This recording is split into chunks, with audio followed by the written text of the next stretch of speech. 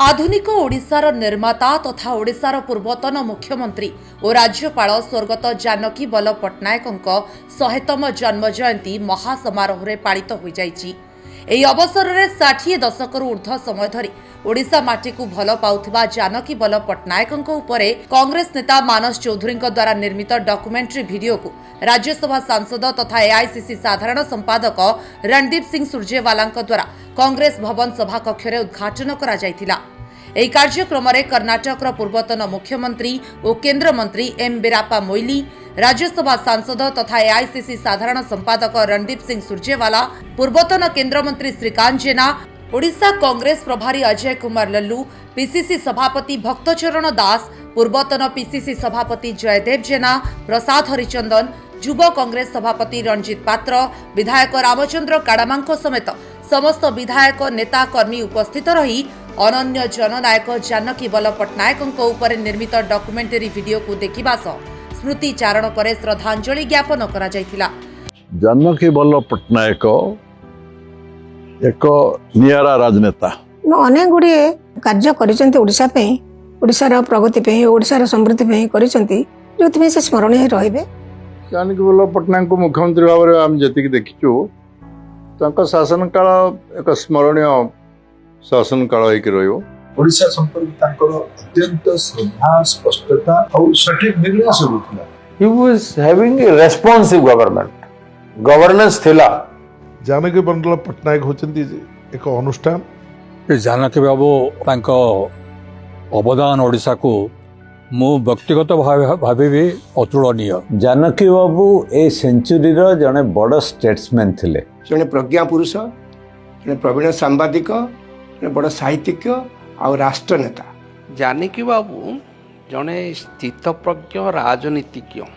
मोर सौभाग्य जेबी पट्टनायक भलिया जने दक्ष सुशासक और राजनीतिज्ञ मुख्यमंत्री संगे काम करने मु सुजोग मध्य पाइथिली। राजनीति जदि कोलाहल हुए, साहित्य हेउछि शांति, क्षमता जदि शक्ति, तेबे संस्कृति आत्मा। भारतीय राजनीतिर इतिहास रे एमिति खूब कम नाम मिलिबे जो माने ए परस्पर विरोधी धारागुड़ी को एक संगे तोड़ी धरिछंती। इतिहास साक्षी अछि जे क्षमता और सरस्वती एक संगरे बहुत कम लोकंक पाखरे तिष्ठि पारंती। जा हातरे राजदंड थाए प्रायतः तांको हातरो कलम खसी पड़ी थाए। मात्र आधुनिक भारतर राजनैतिक इतिहास ओडिशार एमिति जने व्यक्तित्व को जन्म देइथिला जी कि किंबदंती को भांगी देइथिले। गोटिए हातरे प्रशासनिक फाइल पहाड़ और अन्य हातरे कालिदास और व्यासंक रचनार संभार। गोटिए पटे हजार दिन रे हजार शिल्पर दुस्साहसी स्वप्न और अन्य पटे ऋषि प्रतिम जीवन। ए कहानी केवल जने मुख्यमंत्री नुहे, ए कहानी हेउची सेई बालकर जे गांधी को देखिबा पई 100 किलोमीटर खाली पादरे चली चली जाइथिला। ए कहानी हेउची ओडिशार आधुनिक निर्माणर। ए कहानी हेउची जानकी बल्लभ पट्टनायकंकर। आम राइटर मान पाखरे से समय रे से जने निच्छक साहित्यिक, ताको व्यक्तित्व भी सेमती संस्कृतिनिष्ठ एवं ज्ञानी, ताकर बहुविध प्रतिभा थिला। जानकी बल्लभ पट्टनायक को मुख्यमंत्री भाव में आम जी देखीचु से विरोधी दल समस्त प्रश्नर उत्तर रखुले एवं अत्यंत चतुर विचक्षण व्यक्तित्व से विधानसभा को जी सम्मान देवा कथा से सम्मान देवे एवं एभली भाव में वक्तव्य रखिए जो कि विरोधी दल आउ कि कहवाई आग को जावाई प्रश्न नए। एमती घटना भी घटी विधानसभा रे। मोर सौभाग्य थिला मु प्रत्यक्ष भाव जानकी बाबू को संगे मिसिकी किसी समय बितेबार मत अवसर मिलता। आम जेबेठू सामाजिक कार्यकर्ता हेलु, कॉलेज छात्र नेता हेलु, से जानकी बाबू आम राज्यर मुख्यमंत्री थिले। जानकी बाबू को विरोध करके आम निजर छात्र नेतृत्व आरंभ करूँ, आम सामाजिक जीवन आरंभ करूँ। जब के जानकी बाबू प्रथम प्रत्यक्ष साक्षात हबार अवसर मिलला से ମୋତେ ଲାଗିଲା ଜାନକୀ ବାବୁଙ୍କୁ ଆମେ କେମିତି ଭେଟିବା, କେମିତି କଥା ହେବା। ମୁଁ କିନ୍ତୁ ତାଙ୍କୁ ପାଖକୁ ଦେଖିଲି, ମୁଁ ତାଙ୍କର ବ୍ୟକ୍ତିତ୍ୱର ଅସଲ ଦିଗ ସମ୍ପର୍କରେ ପରିଚିତ ହେଲି। ଅନେକ ମୁଖ୍ୟମନ୍ତ୍ରୀଙ୍କ ସାଙ୍ଗରେ ମୁଁ କାମ କରିବାର ସୁଯୋଗ ପାଇଛି, ସାଙ୍ଗ ହୋଇ କାମ କରିଛୁ, କିନ୍ତୁ ଜାନକୀ ବଲ୍ଲଭ ପଟ୍ଟନାୟକ ଏକ ନିଆରା ରାଜନେତା। ମୁଁ କହିବି ବହୁ ଗୁଣ ସମ୍ପନ୍ନ ଜଣେ ରାଜନେତା। ଯେତେ ଗୁଣର ଜ୍ଞାନର ଅଧିକାରୀ ସିଏ ଥିଲେ, ଅନ୍ୟ ମୁଖ୍ୟମନ୍ତ୍ରୀମାନଙ୍କୁ ତୁଳନା ତାଙ୍କ ସହିତ କରିବା ଠିକ୍ ହେବ ନାହିଁ। ଏବଂ ଦକ୍ଷ ପ୍ରଶାସକ ସେ ଖ୍ୟାତି ଅର୍ଜନ କରିଛନ୍ତି। କ୍ରିଏଟିଭ୍ ଜିନିଷ କରିବାରେ, ନ୍ୟାୟ କଥା ଶୁଣିକି ଏକ୍ଜିକ୍ୟୁଟ୍ କରିବାରେ ତାଙ୍କୁ ଭଳିଆ କେହି ନୁହଁ। Immediate response, he was having a responsive government, governance ଥିଲା ଏବଂ ରେସ୍ପନ୍ସିଭ୍ ଗଭର୍ଣ୍ଣମେଣ୍ଟ। ଗୋଟିଏ କେସ୍ରେ ବଦନାମ କରିକି ଡିମୋଲାଇଜ୍ କରିବା ପାଇଁ ସବୁ ଚେଷ୍ଟା କରୁ। ତାମାନେ ଅପୋଜିସନ୍ରେ ଥିଲୁ, ତାଙ୍କ ବିରୋଧରେ ଥିଲୁ, ଏତେ କଥା କହୁଥିଲେ, କିନ୍ତୁ ତାଙ୍କର ଧୈର୍ଯ୍ୟ ଅସୀମ ଧୈର୍ଯ୍ୟ। ତେଣୁ ଓଡ଼ିଶାର ସ୍ରଷ୍ଟାରୁ ଆପଣ ଜାନକୀ ବାବୁଙ୍କୁ ବାଦ ଦେଇପାରିବେ ନାହିଁ। ଓଡ଼ିଶାକୁ ଯେଉଁ ହିସାବରେ ସେ କରିଛନ୍ତି, ସେ ସଦାବେଳେ ଆମର ନମସ୍ୟ ହେଇକି ରହିବେ। ଆଜି ଯଦି ଓଡ଼ିଶାରେ ପ୍ରାଥମିକ ଶିକ୍ଷା, ଯେଉଁ ସାମ୍ବିଧାନିକ ବ୍ୟବସ୍ଥାରେ ଶିକ୍ଷାକୁ ମୌଳିକ ଅଧିକାର ଦିଆଯାଇଛି ସମ୍ବିଧାନରେ, ଯଦି ସାମ୍ବିଧାନିକ ବ୍ୟବସ୍ଥାରେ ଶିକ୍ଷା ଏକ ମୌଳିକ ଅଧିକାର, ସେ ମୌଳିକ ଅଧିକାରକୁ ସାବ୍ୟସ୍ତ କରିଛନ୍ତି ଶ୍ରୀଯୁକ୍ତ ଜାନକୀ ବଲ୍ଲଭ ପଟ୍ଟନାୟକ। ଜାନକୀଙ୍କ ବିଷୟରେ କହିଲେ ତ ବହୁତ ବଡ଼ ହେବ। ସେ ଯେତେବେଳେ ଆସିକି ସଭାପତି ପ୍ରଥମେ ହେଲେ, ତାଙ୍କୁ କିଛି ଲୋକ ବିରୋଧ କରୁଥିଲେ, କିନ୍ତୁ ପଛରେ ସେ ପ୍ରମାଣ କରିଦେଲେ ଯେ ସେ ସର୍ବଶ୍ରେଷ୍ଠ ରାଜନୀତିଜ୍ଞ। ଆଜିର 25 ବର୍ଷ 30 ବର୍ଷ ଭିତରେ ଯେଉଁ ମୁଖ୍ୟମନ୍ତ୍ରୀ ଦେଖିଲୁ, ତାଙ୍କ ଭିତରେ ଶ୍ରେଷ୍ଠ ମୁଖ୍ୟମନ୍ତ୍ରୀ ହେବେ ଜାନକୀ ବଲ୍ଲଭ ପଟ୍ଟନାୟକ। 3 ଜାନୁଆରୀ 1927 ବ୍ରିଟିଶ ଭାରତର ଓଡ଼ିଶା ପ୍ରାନ୍ତ ପୁରୀ ଜିଲ୍ଲାର ରାମେଶ୍ୱର ଗ୍ରାମ। ଶିକ୍ଷକ ଓ ସାହିତ୍ୟିକ ଗୋକୁଳାନନ୍ଦ ପଟ୍ଟନାୟକଙ୍କ ଘରେ ଜନ୍ମ ନେଇଥିବା ଜାନକୀ ବଲ୍ଲଭଙ୍କୁ ଉତ୍ତରାଧିକାରୀ ସୂତ୍ରରେ ଧନ ସମ୍ପତ୍ତି ନୁହେଁ, ବରଂ ମିଳିଥିଲା ଗଦା ଗଦା ବହି। ପିଲାଦିନ ସମସ୍ୟା ଜର୍ଜରିତ ଥିଲା, ମାତ୍ର ସଂକଳ୍ପ ଥିଲା ଇସ୍ପାତ ପରି ଟାଣ।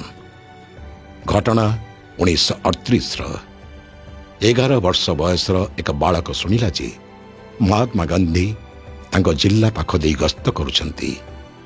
ସେହି ମହାମାନବଙ୍କ ଗୋଟିଏ ଝଲକ ଦେଖିବାକୁ ଝୁଙ୍କ ଏମିତି ଥିଲା ଯେ ସେ ପିଲାଟି ନିଜ ଗାଁଠୁ 100 କିଲୋମିଟର ଦୂର ଖାଲି ପାଦରେ ବାହାରି ପଡ଼ିଲା।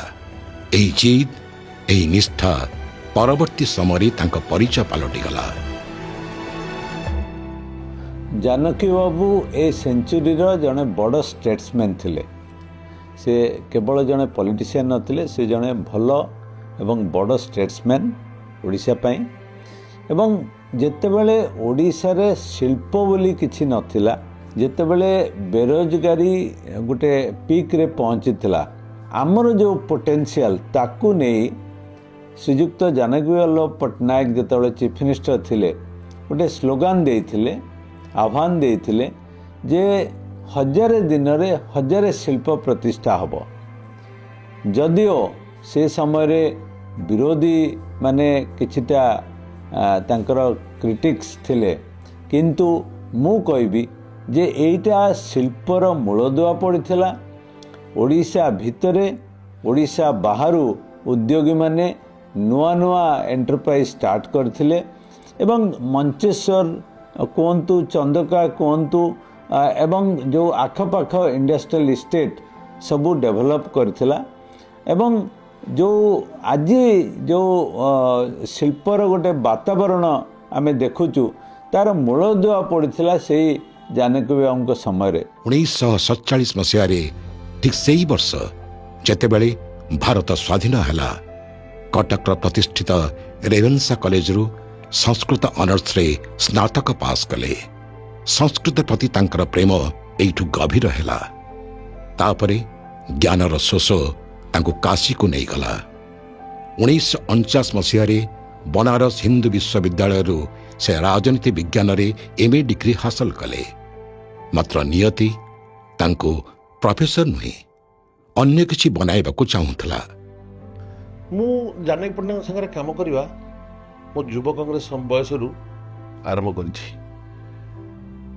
କିଭଳି ଭାବରେ ଛାତ୍ର ସଂଗଠନ, କିଭଳି ଭାବରେ ଯୁବ ସଂଗଠନ କରାଯିବ, କ'ଣ କଲେ ଯୁବ ଛାତ୍ର ଆଗକୁ ଆସିବେ, ବହୁ ସମୟରେ ଜାନକୀ ବାବୁ ବିଭିନ୍ନ କଥା କୁହନ୍ତି କି ତମେ ଏଇଭଳିଆ କାମ କର, ଯୁବ ସମାଜ ଆଗକୁ ଆସିବ, ଛାତ୍ର ସମାଜ ଆଗକୁ ଆସିବ। ମୁଁ ତାଙ୍କଠୁ ଆଦେଶ ପାଇ ଓ ଉପଦେଶ ପାଇ ମୁଁ ରାଜନୀତିକି ଆସିଥିଲି ଓ ରାଜନୀତିର କାମ ମଧ୍ୟ ତାଙ୍କ ସାଙ୍ଗେ କରିଛି। ମୋର ସୌଭାଗ୍ୟ ଯେ ଜେବି ପଟ୍ଟନାୟକ ଭଳିଆ ଜଣେ ଦକ୍ଷ ସୁଶାସକ ଓ ରାଜନୈତିକ ମୁଖ୍ୟମନ୍ତ୍ରୀଙ୍କ ସାଙ୍ଗରେ କାମ କରିବା ପାଇଁ ମୁଁ ସୁଯୋଗ ମଧ୍ୟ ପାଇଥିଲି।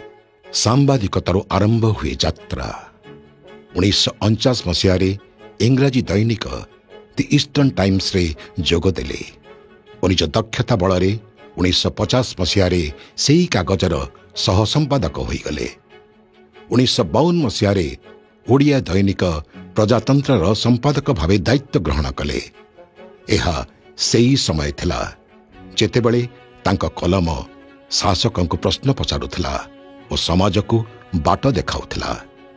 କିନ୍ତୁ ଭାଗ୍ୟ ତାଙ୍କୁ କେବଳ ଖବର ବିଶ୍ଳେଷଣ କରିବାକୁ ନୁହେଁ, ବରଂ ଖବରର ଶିରୋନାମା ପାଲଟିବାକୁ ଚାହୁଁଥିଲା।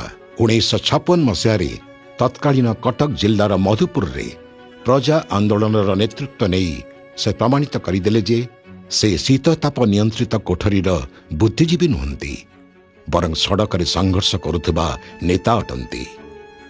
ଯଦିଓ 1967 ମସିହାରେ ସେ ଧର୍ମଶାଳାରୁ ବିଧାନସଭା ନିର୍ବାଚନ ହାରିଗଲେ, ମାତ୍ର ସେ ଓହରି ଗଲେନି।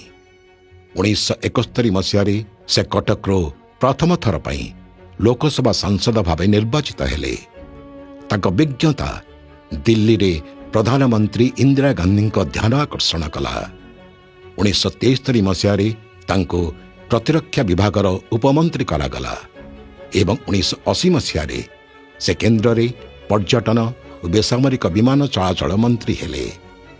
ଦିଲ୍ଲୀର କ୍ଷମତା ଅଳିନ୍ଧରେ ଓଡ଼ିଶାର ଏହି ସୁମଧୁର ସ୍ୱର ଏବେ ଗୁଞ୍ଜରିତ ହେବାରେ ଲାଗିଥିଲା। 1980 ମସିହା ଓଡ଼ିଶାର ଛବି ଏମିତି ଏକ ରାଜ୍ୟର ଥିଲା ଯାହା କେବଳ ବଢ଼ି ମରୁଡ଼ି ଓ ଦୁର୍ଭିକ୍ଷ ପାଇଁ ଖବରରେ ରହୁଥିଲା। କେନ୍ଦ୍ରରେ ଇନ୍ଦିରା ଗାନ୍ଧୀଙ୍କ ପ୍ରତ୍ୟାବର୍ତ୍ତନ ହେଲା ଏବଂ ଓଡ଼ିଶା କଂଗ୍ରେସର ଲଗାମ ଧରାଇ ଦିଆଗଲା ଜେବି ପଟ୍ଟନାୟକଙ୍କ ହାତରେ। ଜୁନ୍ 1980 ମସିହା ଜେବି ପଟ୍ଟନାୟକ ଓଡ଼ିଶାର ମୁଖ୍ୟମନ୍ତ୍ରୀ ହୋଇ ଭୁବନେଶ୍ୱର ଫେରିଲେ। ରାଜ୍ୟର ରାଜକୋଷ ଖାଲି ପଡ଼ିଥିଲା, ତା ସହିତ ଲୋକଙ୍କ ଆଶା ବି। ଆସିବା ମାତ୍ରେ ସେ ଏମିତି ଏକ ସ୍ଲୋଗାନ ଦେଲେ ଯାହା କେବଳ ବିରୋଧୀ ଦଳକୁ ନୁହେଁ, ନିଜ ଦଳକୁ ମଧ୍ୟ ଚକିତ କରିଦେଲା। ହଜାରେ ଦିନ, ହଜାରେ କୋଟି, ହଜାରେ ଶିଳ୍ପ। ସମାଲୋଚକମାନେ କଟାକ୍ଷ କଲେ। ସେମାନେ କହିଲେ ଓଡ଼ିଶାରେ ଛୁଞ୍ଚି ଫ୍ୟାକ୍ଟ୍ରି ତ ବସିପାରିବ ନାହିଁ, ଏସବୁ କେବଳ ଫମ୍ପା ଧୂଆଁ ବଣ। ମାତ୍ର ଜେବି ପଟ୍ଟନାୟକଙ୍କ ପାଖରେ ଥିଲା ଏକ ବ୍ଲୁ ପ୍ରିଣ୍ଟ। ସେ ଗୋଟେ ନୂଆ ସ୍ଲୋଗାନ ଆରମ୍ଭ କଲେ। ସେତେବେଳେ ନୂଆ ସ୍ଲୋଗାନଟା କେବଳ ପଲିଟିକାଲ ସ୍ଲୋଗାନ ନଥିଲା, ଯଦିଓ ଆମେ ତାକୁ ରାଜନୈତିକ ଦୃଷ୍ଟିକୋଣରୁ ଦେଖୁଥିଲୁ, କିନ୍ତୁ ଏକ ନୂଆ ଅଭିଯାନ ସେ ଆରମ୍ଭ କଲେ, ଏକ ଦୁଃସାହସିକ ପଦକ୍ଷେପ ଯେ ଆମେ କରିକି ଦେଖେଇବା। ସେଥିରେ ବହୁତ କ୍ଷେତ୍ରରେ ସେ ସଫଳ ବି ହେଇଛନ୍ତି। ଏକ ନୂଆ ବାତାବରଣ ଓଡ଼ିଶାରେ ସୃଷ୍ଟି କରିବାରେ ସକ୍ଷମ ହେଲେ। ନୂଆ ନୂଆ ଯୁବକଙ୍କୁ ଶିଳ୍ପ ଅନୁଷ୍ଠାନକୁ ଇନଭଲ୍ଭ କରିବା ଭିତରେ ତାଙ୍କର ମଧ୍ୟ ଯଥେଷ୍ଟ ଅବଦାନ ରହିଲା। ବହୁତ ପିଲା ମୁଁ ଦେଖିଛି ସେତେବେଳେ ଟ୍ରଲର ଧରିକି ମାଛ ଚାଷ ଆରମ୍ଭ କଲେ, ସେଟା ଜାନକୀବାବୁଙ୍କ ବେଳେ ଆରମ୍ଭ ହୋଇଥିଲା। ହୋଟେଲ ଶିଳ୍ପ ବି ଜାନକୀବାବୁଙ୍କ ବେଳେ ଆରମ୍ଭ ହୋଇଥିଲା। କିନ୍ତୁ ବହୁତ କ୍ଷେତ୍ରରେ ତାଙ୍କର ଯଥେଷ୍ଟ ଅବଦାନ ଥିଲା ଯେ ମୁଁ 1000 ଦିନରେ 1000 ଶିଳ୍ପ ତିଆରି କରୁଛି, ଛୋଟ ହେଉ ବଡ଼ ହେଉ। ଜାନକୀ ବଲ୍ଲଭ ପଟ୍ଟନାୟକ ଯେ ଚାହୁଁଥିଲେ ଭାଷା ସୁରକ୍ଷିତ ରହୁ, ଆମ ଭାଷା ବଞ୍ଚୁ, ଆମର ଭାଷା ସମୃଦ୍ଧ ହେଉ, ଏ ଚିନ୍ତା ସବୁବେଳେ କରୁଥିଲେ। ସେ ଯେଉଁଥିପାଇଁ ମୁଖ୍ୟମନ୍ତ୍ରୀ ହେଲା ପରେ ସେ ଫାଇଲ୍ରେ ନିଜେ ଓଡ଼ିଆରେ ଲେଖୁଥିଲେ, ଅନ୍ୟମାନଙ୍କୁ ସବୁ କହୁଥିଲେ ଓଡ଼ିଆରେ ଲେଖ ବୋଲି। ସେହି ସମୟରେ ପ୍ରାୟ ଶତାଧିକ ଓଡ଼ିଆ ଯେଉଁ ଟାଇପ୍ ମେସିନ୍ କିଣା ହେଇଥିଲା, ସେ ଟାଇପ୍ ମଧ୍ୟ ସମସ୍ତେ ଓଡ଼ିଆରେ କରୁଥିଲେ। ଓଡ଼ିଶା ଷ୍ଟେଟ୍ ଫାଇନାନ୍ସ କର୍ପୋରେସନ୍ ଯେତେବେଳେ ହେଇଥିଲା, ଯିଏ ମଧ୍ୟମ ଧରଣ ଶିଳ୍ପ ପ୍ରତିଷ୍ଠା କରୁଥିଲେ, OSFC ଋଣ ତାଙ୍କୁ ଯୋଗାଇ ଦେଉଥିଲା। ଏବଂ ଯାହା ଯେଉଁ ପ୍ରଚେଷ୍ଟା ଫଳରେ ଯେ ଆପଣ କହିବେ ଯେ ମୁକ ସାକ୍ଷୀ ରହିଛି ଜଗତପୁରର ଶିଳ୍ପାଞ୍ଚଳ, ଭୁବନେଶ୍ୱର ଚନ୍ଦ୍ରିକା ଅଞ୍ଚଳ ଶିଳ୍ପାଞ୍ଚଳ, ବାଲେଶ୍ୱର ଶିଳ୍ପାଞ୍ଚଳ, ଓଡ଼ିଶାର ବହୁ ସ୍ଥାନରେ ଶିଳ୍ପାଞ୍ଚଳ ପ୍ରତିଷ୍ଠା ହୋଇଥିଲା, DIC ସେଣ୍ଟର ପ୍ରତିଷ୍ଠା ହୋଇଥିଲା, ଯେଉଁ OSFC କାର୍ଯ୍ୟଦକ୍ଷ ହୋଇଥିଲା ସେତେବେଳେ, ଏ ଥିଲା ତାଙ୍କର ଇନିସିଏଟିଭ୍। ଆପଣ ମନେ ଥିବ ଯେ ଓଡ଼ିଶାରେ ହଜାରେ ଦିନରେ ହଜାରେ ଶିଳ୍ପ, ଏଇଟା କିଛି ଫମ୍ପା ଆବାଜ ନଥିଲା। ସେ ସମୟରେ ବହୁତ ମଧ୍ୟମ ଏବଂ କ୍ଷୁଦ୍ର ଶିଳ୍ପ ଗଢ଼ି ଆସିଥିଲା, ଇଡ୍କୋ ଏପିକଲ୍ ସବୁ ହେଇଥିଲା। ତ ସେ ମୋତେ ଡାକିକି, କାରଣ ମୁଁ ଦିଲ୍ଲୀରେ ଥିଲି IT ଡିପାର୍ଟମେଣ୍ଟରେ, ଗୃହ ମନ୍ତ୍ରଣାଳୟରେ। ସେ କହିଲେ କମ୍ପ୍ୟୁଟର କିପରି ଆରମ୍ଭ କରାଯିବ ତାର ଗୋଟେ ବ୍ଲୁ ପ୍ରିଣ୍ଟ କର, ଏବଂ ମୁଁ ତାର ବ୍ଲୁ ପ୍ରିଣ୍ଟ କଲି। ସେ କିପରି ଡିସ୍କସନ୍ ହେଲା, ମୁଁ କହିଲି ଆମେ ସାର୍ ଗୋଟେ ନୋଡାଲ ଏଜେନ୍ସି କରିବା, ତାପରେ ଆମେ ବିଚାର କରିବା କିପରି ଯିବା। ଏ ଯେଉଁ ଓକାକ୍ ହେଲା, ଓଡ଼ିଶା କମ୍ପ୍ୟୁଟର ଆପ୍ଲିକେସନ୍ ସେଣ୍ଟର, ତା ସବୁଯାକ ଦସ୍ତାବିଜ ମୁଁ ତିଆରି କରିଥିଲି। ସେତେବେଳକୁ ନ୍ୟାସନାଲ୍ ଇନଫର୍ମାଟିକ୍ସ ତାଙ୍କୁ ବି ଇନଭାଇଟ୍ କରାଗଲା। ନ୍ୟାସନାଲ୍ ଇନଫର୍ମାଟିକ୍ସ ସେମାନେ ମଧ୍ୟ ତାଙ୍କର ଶାଖା ଖୋଲିଲେ। ସେଇଟା ହେଲା ଜାନକୀ ବାବୁଙ୍କର ଗୋଟେ ଅବଦାନ, ଯାହା ଭଲ ରୂପେ ଫଳପ୍ରଦ ହୋଇପାରିନାହିଁ। ସେ ଭୁବନେଶ୍ୱରକୁ ଏକ ଶୀର୍ଣ୍ଣ ସହରରୁ ବଦଳାଇ ଆଧୁନିକ ରାଜଧାନୀରେ ରୂପାନ୍ତରିତ କରିଦେଲେ। 1980 ଦଶକରେ ସେ ପର୍ଯ୍ୟଟନ ଓ ହୋଟେଲକୁ ଶିଳ୍ପର ମାନ୍ୟତା ଦେଲେ। ଆଜି ଆପଣ ଭୁବନେଶ୍ୱରରେ ଯେଉଁ ଇନଫୋସିସ୍, ସଫ୍ଟୱେୟାର ପାର୍କ ଏବଂ XIMB ପରି ସଂସ୍ଥାଗୁଡ଼ିକୁ ଦେଖୁଛନ୍ତି, ତାର ମୂଳଦୁଆ ଏହି କାର୍ଯ୍ୟକାଳରେ ହିଁ ପଡ଼ିଥିଲା। ଇନ୍ଦିରା ଗାନ୍ଧୀ 4ଟି IT ସିଟି ଡିକ୍ଲେୟାର କଲେ, ଚଣ୍ଡିଗଡ଼, ଭୁବନେଶ୍ୱର, ବାଙ୍ଗାଲୋର, ପୁନା। ଆଉ ଗୋଟେ ଏରିଆ, ସେଇ ମୁଁ IGP ପରେ ମୁଁ ଯେତେବେଳେ ଫେରିଲି, ପର୍ଯ୍ୟଟନ ବିଭାଗରେ ପୋଷ୍ଟିଂ କରାଗଲା। ସେତେବେଳକୁ ପର୍ଯ୍ୟଟନ ଶିଳ୍ପକୁ ଜାନକୀ ପଟ୍ଟନାୟକ ବହୁତ ପ୍ରୋତ୍ସାହନ ଦେଉଥିଲେ।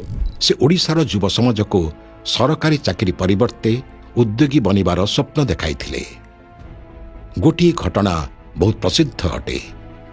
ଯେତେବେଳେ ଅଫିସରମାନେ କହୁଥିଲେ ଯେ ଓଡ଼ିଶାରେ 5 ଷ୍ଟାର ହୋଟେଲ କିଏ ଖୋଲିବ, ସେତେବେଳେ JB ନିଜେ ଦିଲ୍ଲୀ ଓ ମୁମ୍ବାଇ ଯାଇ ପୁଞ୍ଜି ନିବେଶକାରୀଙ୍କୁ ବୁଝାଇଲେ।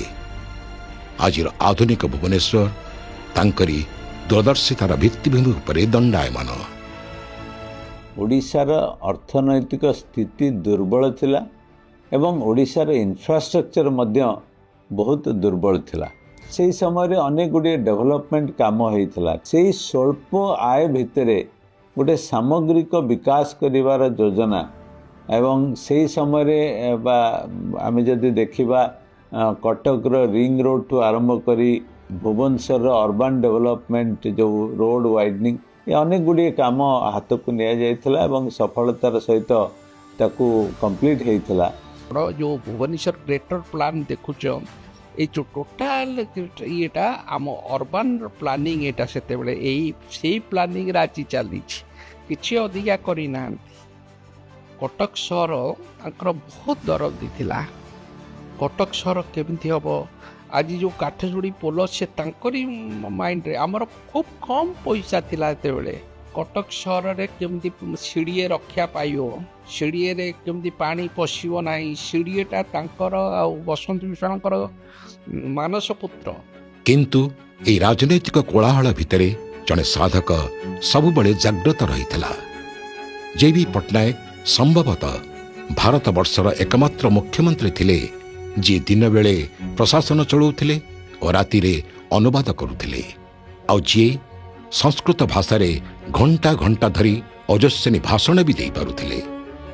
ସେ ବଙ୍କିମ ଚନ୍ଦ୍ର ଚଟ୍ଟୋପାଧ୍ୟାୟଙ୍କ ସମସ୍ତ ଉପନ୍ୟାସର ଓଡ଼ିଆ ଅନୁବାଦ କଲେ, ଯେଉଁଥିପାଇଁ ତାଙ୍କୁ କେନ୍ଦ୍ର ସାହିତ୍ୟ ଏକାଡେମୀ ପୁରସ୍କାରରେ ସମ୍ମାନିତ କରାଯାଇଥିଲା।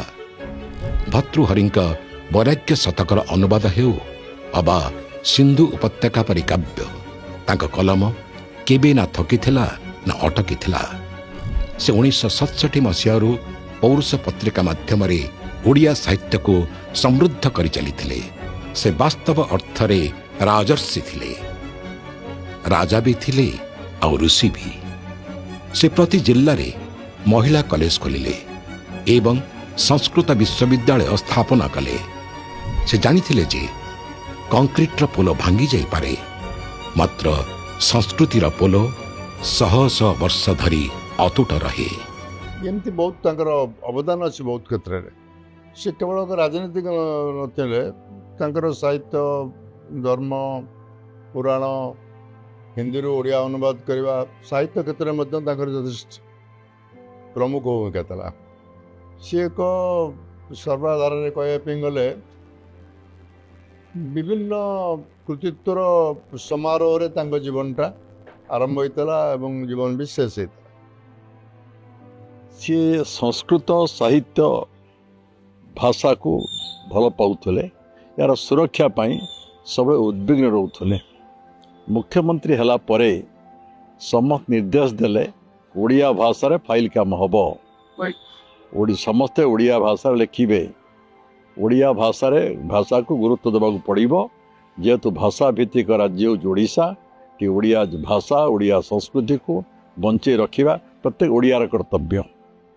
संस्कृतर अगाध ज्ञान आपण जानते, तेणु साहित्य संस्कृत ओडिया भाषा को समृद्ध करने दिगरे तार अवदान अतुलनीय मु कहबी। जानकी वल्लभ पट्टनायक बहुत झड़ आसी, बहुत लोग विरुद्ध में बहुत कथा कहते, बहुत परिस्थिति न थी समालोचना कर चेष्टा कर बदनाम करने से सब बदनाम किए कौन कला दृष्टि को नियंती नहीं। सबुठ बड़ कथा आगे थाए कांग्रेस दल को किभली भाव में संगठित करेंगे, कांग्रेस दल किभली भाव में तैयारी करेंगे, कांग्रेस दल किभली भाव में तैयारी हो। 1999 मसीहा तांको राजनैतिक क्यारियर पई अशुभ प्रमाणित हला एवं जड़े परिपक्व राजनेता परी से पद छाड़देले। क्षमता चलीगला, समालोचना चलला, लोके धरिने जे बी पट्टनायक अध्याय समाप्त होईगला। मात्र फोनिक्स पक्षी परी पाउंस भितर उठी आसिबा तांको जଣା थिला। क्षमता राजनीति दूरे जाई 2009 मसीह से आसाम राज्यपाल हेले। किछि लोक एहाको अवसर बोली विचार करुथिले, किंतु जे बी पट्टनायक ताको पुनः जागरण बनाई देले। ମୁଁ ତ ଅବଜର୍ଭ କରିଛି ତାଙ୍କର ଅନ୍ୟମାନେ ଅନ୍ୟ କଥା ଦେଖିଥିବେ। ମୁଁ ଯେହେତୁ ଜଣେ ବିଶେଷଜ୍ଞ କୃଷି ବିଜ୍ଞାନ ପାଠ ପଢ଼ିଛି, ତେଣୁ ମୁଁ ତାଙ୍କର କାର୍ଯ୍ୟକଳାପ ଲକ୍ଷ୍ୟ କରିଛି। କୃଷି ବିଜ୍ଞାନ ପାଇଁ ତାଙ୍କର କୃଷି ତାଙ୍କ ଦାନ କ'ଣ। 1996 ମସିହାରେ ସିଏ ପ୍ରଣୟନ କଲେ, କୃଷିନୀତି ପ୍ରଣୟନ କଲେ। ସେଇ କୃଷିନୀତି ହେଉଛି ସାରା ଭାରତ ବର୍ଷରେ ପ୍ରଥମ କୃଷିନୀତି। ତେଣୁ ମୁଁ ତାକୁ କହେ ସେ ଯେଉଁ କୃଷିନୀତିଟା ପ୍ରଣୟନ କରିଛନ୍ତି, ସେ କୃଷିନୀତି ହେଉଛି କୃଷିର बाइबल गीता सदृश ओडिशार विकास पे गाइड करछि। आसाम रे तो राज्यपाल हेले सेठी मस्जिद मानकरे महिला मानकर प्रवेश अधिकार नथिला। से गोटे भारी दृढ़तार सह निर्भीकतार सह गोटे भयंकर संस्कार आनिले। जे से मानक एते बुझेले असमिया भाषा सेठकार स्थानीय मुस्लिम मानक से माने अनुमति देले महिला मानक मस्जिद प्रवेश करिवारे। खाली सेतिक नुहे, महिला माने मध्य नमाज पढ़िले। या परे जानकी बाबू से जो माने विरोध करते यार तांकरी द्वारा से महिला मानक अभिनंदित करेले। सेठी आसाम रे गाँ गाँ रे नाम घर शंकर देवंकर शिष्य माधव देवंकर प्रेरणा रे नाम घर बा ताको सेटा सत्र भी कहती, अर्थात सेठी कीर्तन हुए, नाम कीर्तन हुए, तेणु ताको नाम घर कहती। नाम घर को महिला मानकर प्रवेश नथिला। सेठी से एमती भाव में बुझेले जे नाम घर को महिला मानकर प्रवेश है। आसाम रो पाट बाउसी सत्र रे क्यों कालरू महिला मानक प्रवेश निषिद्ध थिला। 2010 मसीह रे जे बी पट्टनायक कौनसी आईन रो साहाय्य नै नथिले, बरं धर्मगुरु मानकु निज ज्ञान माध्यम रे बुझाइले एवं निजे महिला मानकु नै मंदिर भितरे प्रवेश कले। यह एक ऐतिहासिक क्षण थिला। से ओडिशा और आसाम संस्कृति मध्य जो सेतु निर्माण कले ताहा आज मध्य बजाय रही। मु हरेकृष्ण महता को भूली पारिबनी, मु विजु पट्टनायक अवदान को बिल्कुल अणदेखा कर कि जानकी पट्टनायक दक्षता को अणदेखा कर कम समय रही नंदिनी देवी प्रशासनिक दक्षता को अणदेखा कर ये सब को मिसैले ओडिशा तैयारी होइछ। ये प्रकार यदि आम आमर पूर्वज मानक विषय आम समीक्षा करवा निसंदेह कह जो भाया पृष्ठभूमि जानकी बाबू आसते से बड़ सरल रेखा ओडिशार सामाजिक जीवन टाणिकी जाइछन। मु कहबी से जड़े आदर्श मुख्यमंत्री थिले, दक्ष मुख्यमंत्री थिले एवं ओडिशा को सुशासन दबा दिगरे अनेक उद्यम कर जाइछंती। विशेष कि आर्थिक समृद्धि पाई शिल्प प्रतिष्ठा हेबा आवश्यक ये कार्यकाल भितर प्रदर्शन कर स्वभावतः पहाड़ है भी शांत थे, व्यवहार बहुत सरल थे, गांभीर्यतार सह लोकंकर इश्यू को एड्रेस करुले, महान ज्ञानी व्यक्तित्व थे, राजनीति रे बहुत विरल व्यक्तित्व, ज्ञान धैर्य एवं शक्ति संपन्न और लोकंकर समस्या प्रति समाधान उन्मुक्त विचारधारा एटा मु तांको भल भाव देखिपारे। ମୁଁ ପ୍ରାର୍ଥନା କରୁଛି ହେ ଜାନକୀ ବଲ୍ଲଭ ପଟ୍ଟନାୟକ ଆମର ସମସ୍ତଙ୍କର ସ୍ରଷ୍ଟା, ତମେ ନିଷ୍ପତ୍ତି ଖାଲି ଦିଅନି, ତମେ ଆଶୀର୍ବାଦ କର ଆଜିର ତାଙ୍କର ପୁଣ୍ୟତିଥିରେ। ଆପଣଙ୍କ ଚିନ୍ତାଧାରା ନେଇକି ଯେଉଁଭଳି ଭାବରେ ଆମେ ସବୁ ମଣିଷ ହେଇଥିଲୁ, 28 ବର୍ଷ 26 ବର୍ଷର ଯୁବକମାନଙ୍କୁ ଆପଣ ଆଣିକି ଏଠି ବିଧାନସଭାକୁ ଆଣିଥିଲେ, ବିଭିନ୍ନ କ୍ଷେତ୍ରରେ ସମସ୍ତେ ନିଜ ନିଜର ପଦବୀ ଗାରିମା ସବୁ ପାଇଛନ୍ତି। ଏ ସମସ୍ତେ ଏକାଠି ହୁଅନ୍ତୁ, ଆପଣ ସ୍ୱର୍ଗରୁ ଥାଇ ଆଶୀର୍ବାଦ କରନ୍ତୁ, କଂଗ୍ରେସ କ୍ଷମତାକୁ ଆସୁ। ମୋ ଘରଟା 42 ମୌଜା, ସେଠି ଚାରିପଟରେ ଗୋଟେ ନଦୀ ଟାପୁ ଭିତରେ ଆମେ ରହୁଥିଲୁ। ବର୍ଷା ଦିନ ଛାଡ଼ିଗଲେ ଫେୟାରୱେଦର ରୋଡ଼ କରାଯାଏ, ବୋରମ ପଡ଼ିବ ବାଲି ଉପରେ, ଯିବା ଆସିବା ଆମେ କରୁ। ଯେତେବେଳେ ଜାନକୀ ପଟ୍ଟନାୟକ ମୁଖ୍ୟମନ୍ତ୍ରୀ ହେଲେ, ସେ କହିଥିଲେ 42 ମୌଜା ଗୋଟେ ଏଭଳି ଜାଗା ଗମନାଗମନ ସୁବିଧା ହେଇଗଲେ ତାହା କଟକ ସାଙ୍ଗରେ ମିଶିଯିବ ଓ ଭବିଷ୍ୟତରେ କଟକ ଲୋକ ଚାରିଆଡ଼କୁ ବଢ଼ିବାକୁ ଜାଗା ନାହିଁ, ସେ 42 ମୌଜାରୁ ବଢ଼ିବେ। 42 ମୌଜାରେ ଆଜି ଯେଉଁ ପୋଲ ଦେଖୁଛନ୍ତି ସବୁ ଜାନକୀ ପଟ୍ଟନାୟକଙ୍କର ଆଶୀର୍ବାଦ ଓ ତାଙ୍କର ଭିଜନ। 21 ଏପ୍ରିଲ 2015 ସ୍ଥାନ ତିରୁପତି। ଜୀବନ ସାରା ସଂସ୍କୃତ ଓ ସଂସ୍କୃତିର ସେବା କରିବା ବାଲା ଏ ରାଜର୍ଷି ନିଜ ଅନ୍ତିମ ଶ୍ୱାସ ନେବା ପାଇଁ ଦେବଭୂମିକୁ ହିଁ ଚୟନ କରନ୍ତି। ରାଷ୍ଟ୍ରୀୟ ସଂସ୍କୃତ ବିଦ୍ୟାପୀଠର ଦୀକ୍ଷାନ୍ତ ସମାରୋହରେ ଯୋଗ ଦେବା ପରେ ଭଗବାନ ଭେଙ୍କଟେଶ୍ୱରଙ୍କ ଚରଣରେ ସେ ଦେହତ୍ୟାଗ କରନ୍ତି। जीवन प्रथम आरंभ जानकी पट्टनायक पाखरु गोटे पद कहबी, प्राणीर भल मंद मरण काले जानी, भागवत लेखाई। तांकर मृत्यु जेबली हैला बा ये धाम जेतेबेले त्याग कले, तिरुपति ठारे विष्णु का सहस्र नाम पढ़ुचंती, देह त्याग कले। एइथुरु जना पड़े से लोकटी माने कौन। जड़े विद्वान, जड़े सांबादिक, जड़े राजनेता एवं जड़े साहित्यिक। जानकी बल्लभ पट्टनायक जीवन गोटे वृत्त भली पूर्ण हुए। आज आम जितेबले भुवनेश्वर स्काई लाइन देखू बा ओडिया साहित्यर समृद्ध अनुवाद पढ़ू, आमको जेबी पट्टनायक उपस्थिति अनुभूत हुए। इतिहास तांको वाद विसंवाद पाई मने रखिपारे, मात्र ओडिशा तांको सेई सुदृढ़ मूल द्वार पत्थर भावे मने रखिब, जहा उपरे आधुनिक ओडिशार सौध छिड़ा होईछि। 100तम जन्म वार्षिकी आमे प्रणाम करुछु से व्यक्तित्व को, जे आमको शिखाई थिले राजनीति क्षमतार खेल नुहे बरं सृजनर माध्यम मध्य होई पारे। 100तम जन्म जयंती रे ओडिशा प्रणाम जनाउछि एही आधुनिक ओडिशार निर्माता को।